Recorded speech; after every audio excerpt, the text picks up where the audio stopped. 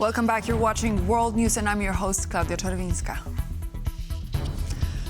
Poland has signed a preliminary agreement to connect to the NATO pipeline system. At the signing ceremony, Poland's deputy defense minister said that Friday was a great day for Poland. The NATO pipeline system was set up during the Cold War. It runs through 12 NATO member states and stores up to 4.1 million cubic meters of fuel. The system connects military air bases, civil airports, refineries, and other military and civilian infrastructure. Mówimy o projekcie, który We are talking about a project which, if we bring it to completion step by step, will be worth 4.7 billion euros. We are talking about the construction of a section of pipeline over 300 kilometers long from the German border to the Perm base near Bydgoszcz. And we are talking about one of the largest investments in the security of the Polish state in the last 30 years. This is a capability that is on par with acquiring, for example, a fifth-generation fighter jet or acquiring some other unique capability that the Polish army lacks. Fuel, infrastructure security, and connection to NATO infrastructure is precisely what building such a capability is all about. This is a strategic investment from the point of view of the Polish state. kwestia właśnie paliwa. Operations Thursday night after a number of suspicious drone sightings. The incident is just the latest in a series of airspace violations which have been occurring across Europe in recent weeks. 17 flights were cancelled and 15 more diverted to other airports, affecting some 3,000 passengers at the German airport. According to German media, it was local residents who spotted the drones and alerted the authorities. The Munich airport reopened early on Friday. Just last week, swarms of drones were noticed over critical infrastructure in the Schleswig-Holstein area. In September, a number of airports in Denmark and Norway were also forced to close temporarily due to drone sightings. Drones have also been spotted over critical infrastructure in Sweden. The investigation into the drones' origins and possible connections between the incidents is still ongoing, but Danish authorities are not ruling out Russian involvement. Not a success at all, said Piotr Kaczynski, a lecturer at the European Institute of Public Administration, when discussing this week's European Political Community Summit in Copenhagen. During an interview with TVP World, he pointed to the indecisiveness of the EU on frozen Russian assets and failure to address Belgium's request for a legal framework to justify the seizure as an indication of a lack of direction when dealing with Russia. What we have seen is just a series of arguments without any conclusion in times when conclusions are absolutely necessary. So this must have been very poorly prepared. It's a clear illustration of ill-prepared summit because everybody knows who are the concerned individuals. The same Belgium with Bart de Wever, the Prime Minister, right now is voicing worries, but the same Belgium had worries when the port of Antwerp was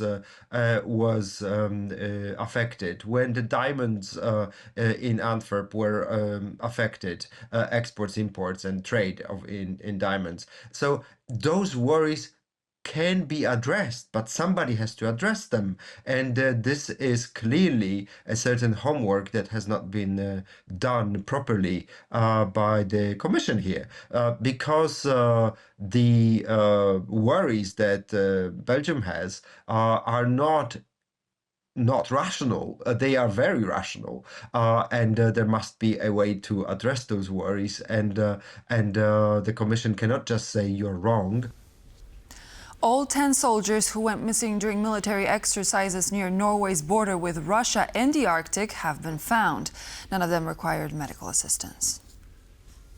On Saturday, 10 soldiers went missing in Norway's far north. 5 of them were found on Thursday, the remaining 5 on Friday morning. Search and rescue teams worked for days looking for the troops in difficult mountainous and forested terrain, without mobile signal coverage. The police and military used drones, search helicopters, and tracking dogs. The military exercise in which the soldiers were taking part started around 2 weeks ago. Czechs head to the polls on Friday and Saturday to elect their new parliament. The election will be pivotal as it could shape the country's domestic direction as well as its international orientation. Polling stations will open at 2 p.m. and operate until 10 p.m. on Friday. The vote will continue on Saturday between 8 a.m. and 2 p.m. After choosing the political party they wish to support, voters may cast 4 preferential votes for individual candidates of the party. After the election, the Czech president will nominate a candidate, usually the head of the winning party, to form a new cabinet and act as the new prime minister. Incumbent Prime Minister Petr Fiala, a conservative pro-Western leader, is a staunch supporter of Ukraine. He faces the current frontrunner, populist Andrej Babiš, who campaigned on increased wages and growth while vowing to limit Prague's support for Ukraine. The political changes in Slovakia could spill over into the Czech Republic, said former Slovakian Defense Minister Martin Sklenar in an interview with TVP World. Sklenar echoed Czech Prime Minister Petr Fiala's concern that Czech populist Andrej Babiš, who is leading in the polls, could adversely affect the country's foreign policy. There is a possible change in the foreign policy orientation of the Czech Republic, and he wants to mobilize his constituency, his voters, to go to vote during the election and help him overcome the situation that we expect, in which Mr. Babiš's party will probably take the leadership in the election, and he will be the one in charge of putting together a new government in the Czech Republic. And what Mr. Fiala wants to make sure that the people understand is that there is a risk that with political changes in Slovakia, they could spill over into the Czech Republic and somehow diminish the role that the Czech Republic has been playing in the European and in the NATO context, and take away the credit that Czechs and their political representatives enjoy at the international level. If Russia goes ahead with a plan to seize Western assets, there will be no sympathy in the West, says political science professor Taras Kuzha. In an interview with TVP World, Kuzha commented on Russian plans to retaliate against Europe if Brussels moves to seize Moscow's assets. If Russia goes ahead, there'll be no sympathy in the West for these Western businesses who remain in Russia. They have been advised for over 3 years, it's time for you to leave. Stop paying taxes to the Russian war machine. And they've ignored that advice. They've continued to, shall we say, make blood money. So if they are going to be nationalized by Putin's regime, I doubt there'll be any sympathy in the European Union or in Western Europe or in Europe in general. In Warsaw, demonstrators marched on Thursday in support of the detained members of the global Sumut flotilla. 2 protesters were detained after vandalizing the building of the Polish Foreign Ministry. Pro-Palestinian protesters marched in front of the Polish government buildings, parliament, and the presidential palace. The demonstrators called for the release of activists from the international flotilla who tried to deliver aid to Gaza and were detained by Israeli authorities on their way to the strip in the international waters. There are 4 Poles among the detained, a journalist, 2 activists, and a Polish lawmaker. Demonstrators also gathered in front of the Israeli embassy in Warsaw on Thursday to protest Israel's war in Gaza. Pro-Palestinian protests also took place in other major Polish cities on Thursday, including Kraków, Łódź, and Poznań. October 3rd marks German Unity Day. This year is the 35th time the national holiday has been celebrated across the country. On October 3rd, 1990, the German Democratic Republic, also known as East Germany, ceased to exist. The former Soviet satellite state joined its western neighbor, the Federal Republic of Germany, unifying the country for the first time since 1945.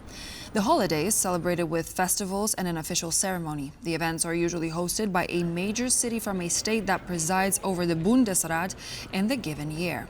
This year, the state of Saarland, and the celebrations will be held in its biggest city, Saarbrücken.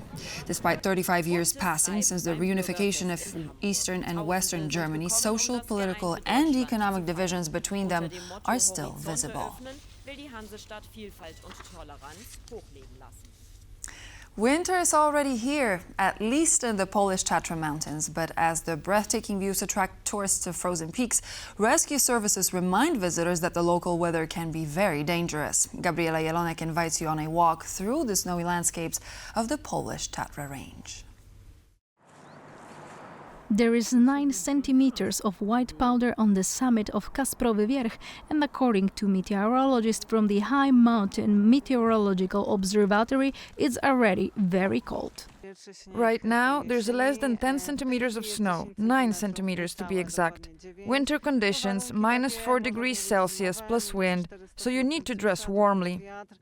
However, tourists who reach the summit by cable car from Zakopane are delighted. Students who spent the last week here are happy that the weather brought back childhood memories, while some tourists saw snow for the first time. Considering that I live in the Greater Poland region, where it rarely snows in the winter and certainly not in such quantities, it brings back childhood memories of building snowmen, snowball fights, and childish joy. Beautiful. I've never been to the mountains in the winter before, and now I've also seen snow in the mountains.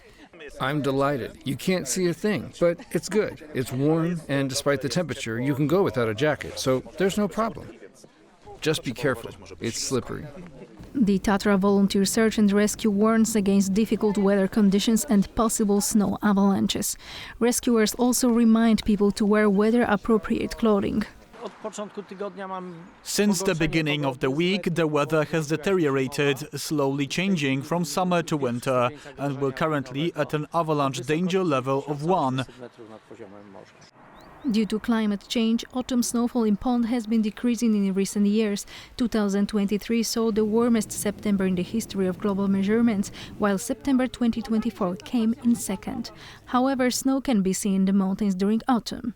Now we observe another snowfall, but it will last till approximately Tuesday next week. It cannot be understood as a sign of early winter. It seems that visiting the Tatra Mountains this autumn we should be ready for the unexpected. Both autumn and winter season at once, but for sure with landscapes just like in fairy tales. For TVP World, Gabriela Jelonek. And so this marks the end of our service. Thank you very much for joining me. I'm Klaudia Czerwińska, and I would like to invite you to join me for World News Tonight at 8 p.m. CET tonight. I'll see you there.